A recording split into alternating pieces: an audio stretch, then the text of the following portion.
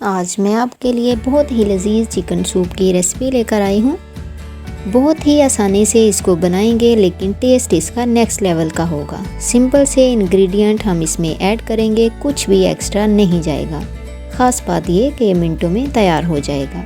तो चलते हैं जी अपनी आज की रेसिपी की तरफ। इसको बनाने के लिए मुझे जो इंग्रेडिएंट चाहिए, हाफ टेबल स्पून काली मिर्च, मटर, चॉप की हुई गाजर और चॉप की हुई शिमला मिर्च अपने टेस्ट के हिसाब से, हाफ टी स्पून चाइनीज़ नमक, एक अंडा।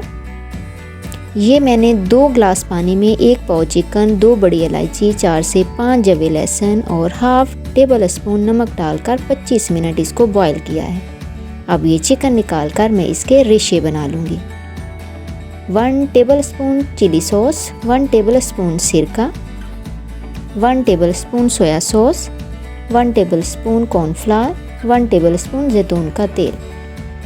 अब मैं एक बड़ी कढ़ाई में जैतून का तेल डालकर मीडियम फ्लेम पर इसको गर्म करूंगी। फिर इसके अंदर मटर डालकर 2 से 3 मिनट इनको फ्राई करूंगी ताकि इनकी स्मेल ख़त्म हो जाए। फिर इसके अंदर चिकन के रेशे ऐड कर दूंगी और मज़ीद 2 मिनट के लिए फ्राई करेंगे। इसके बाद चॉप की हुई गाजर और शिमला मिर्च ऐड कर दूंगी।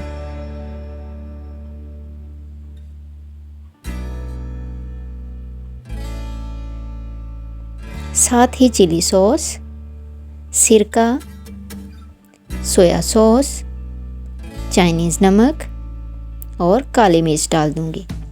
अच्छी तरह मिक्स करने के बाद अब इसमें चिकन की यखनी को छान कर डालूंगी।